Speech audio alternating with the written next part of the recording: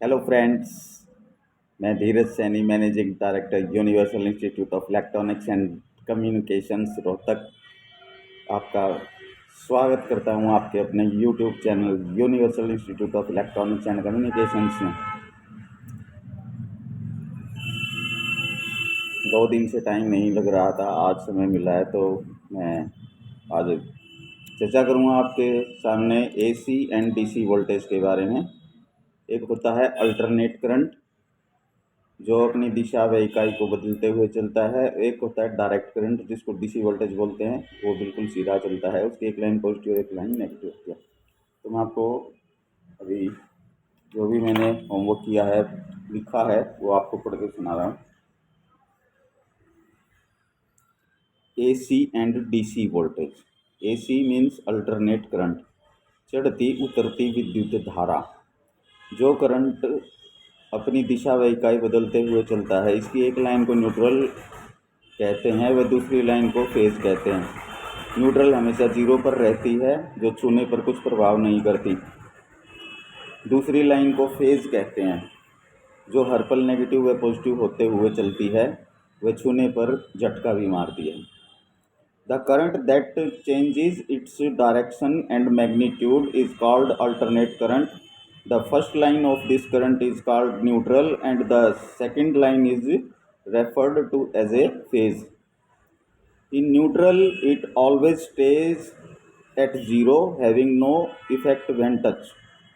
Phase that remains both positive and negative every moment touch it can also disrupt the current.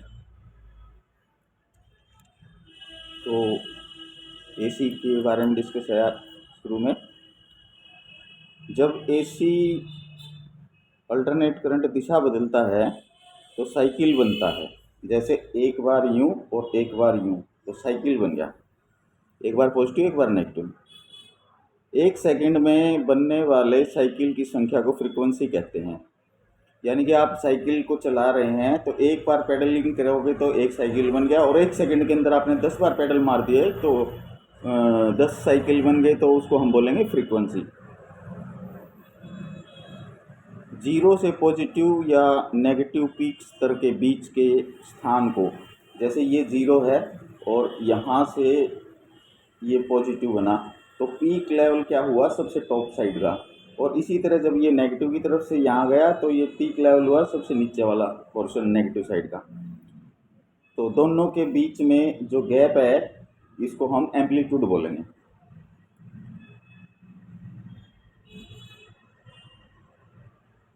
Positive या negative के बीच peak स्तर के बीच के स्थान को एम्पलीट्यूड कहते हैं।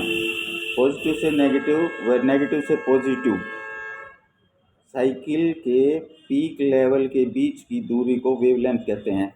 जैसे एक साइकिल ये बना, दूसरा साइकिल ये बना, तो पीक लेवल नेगेटिव का नेगेटिव और पॉजिटिव का पॉजिटिव ये हो गया। इन दोनों के बीच में जो गैप है, इसको हम बोलेंगे wavelength. When the direction of AC voltage changes, it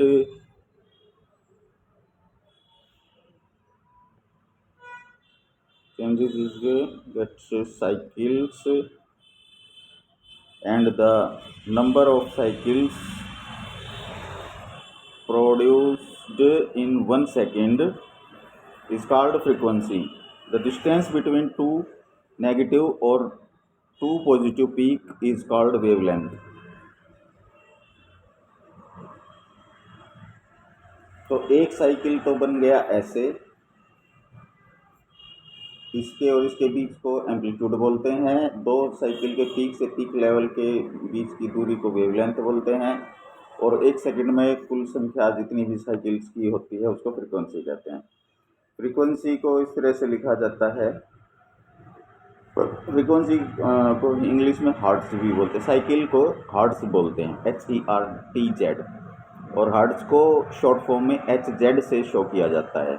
तो मान के चलो 1 सेकंड में 50 साइकिल्स पैदा हुए हैं, तो हम लिखेंगे 50 S/C, यानी कि 50 साइकिल C/S, 50 साइकिल पर सेकंड। और हर्ट्ज के हिसाब से लिखेंगे तो 50 और HZ लिख देंगे। तो इसका मतलब 50 हर्ट्ज पर सेकंड। इसी तरह अगर 1000 साइकिल होते हैं तो 1000 हर्ट्ज पर सेकंड हो गया, और 1000 को किलो बोलते हैं, तो 1000 को किलो बोलते हैं तो 1 किलो हर्ट्ज। 10,000 साइकिल हैं तो 10 किलो हर्ट्ज, 100,000 साइकिल हैं तो 100 किलो हर्ट्ज, और 10 लाख साइकिल हैं तो 10 लाख को मेगा बोलते हैं, 1 मेगा हर्ट्ज। अगर 1200 साइकिल हैं तो 1.2 किलो हर्ट्ज, और अगर 12 लाख साइकिल हैं तो 1.2 मेगा हर्ट्ज। तो इसको फ्रीक्वेंसी कहते हैं। अब आ जाते हैं हम डीसी वोल्टेज पे, डायरेक्ट करंट, सीधा करंट। डीसी जो करंट दिशा व इकाई नहीं बदलता, इसकी एक लाइन नेगेटिव व दूसरी लाइन पॉजिटिव कहलाती है। The current that not changes its direction and magnitude is called direct current, is referred to as having one line negative and the other positive. तो इसमें एक लाइन नेगेटिव पॉजिटिव होती है और एक लाइन नेगेटिव होती है, जिसको माइनस और प्लस में दिखते हैं। सेल, बैटरी व सोलार सेल, इन सब में डीसी वोल्टेज होती है। जैसे अल्टरनेट करंट वोल्टेज में दोनों, एसी वोल्टेज में दोनों लाइनों को उल्टा व सीधा किसी भी तरह सर्किट में जोड़ सकते हैं, लेकिन डीसी वोल्टेज में सर्किट में नेगेटिव पर नेगेटिव व पॉजिटिव पर पॉजिटिव तार जोड़नी जरूरी है, नहीं तो उल्टे तार जोड़ने पर सर्किट खराब हो जाएगा। DC voltage is present in a cell, battery and solar cell. In AC voltage, both wires can be connected in any way in a circuit, but in DC voltage, it's essential to connect the positive and negative wires correctly, or else circuit malfunction. अब जैसे register की value थी और power थी, इसी तरह current की भी वैल्यू और पावर होती है, इकाई और शक्ति। करंट की इकाई को एम्पेयर में नापते हैं, जो इलेक्ट्रॉन्स की संख्या पर निर्भर करती है, और जो शक्ति इसे गति प्रदान करती है, यानी जो इसको स्पीड देती है, उसे वोल्ट कहते हैं, जिसे वोल्टेज में नापते हैं। यानी कि इलेक्ट्रॉन्स का भंडारण, जैसे आपके पास में एक पानी की टंकी है 100 लीटर की, और एक पानी की टंकी है 500 लीटर की, और एक पानी की टंकी है 1000 लीटर की। तो 100 लीटर वाली को हम बोलेंगे 100 मिली एम्पेयर, 500 लीटर वाली को बोलेंगे 500 मिली एम्पेयर, और 1000 लीटर वाली को हम बोलेंगे 1 ampere. When we measure the unit in ampere, which depends on the number of electrons and the power that give to velocity, and the power that give it velocity, we call it a volt. This is measured in voltage. 1 ampere में 1000 milli ampere होते हैं, और 1 milli ampere में 1000 micro ampere होते हैं। 1000 milli ampere in 1 ampere and 1000 micro ampere in 1 milli ampere. बाकी जो इसमें लिखा हुआ है वो आपको एग्जाम्पल के इसमें वीडियो में शो कर दिया जाएगा। तो एसी और डीसी वोल्टेज दो तरह के करंट होते हैं, अल्टरनेट करंट और डायरेक्ट करंट।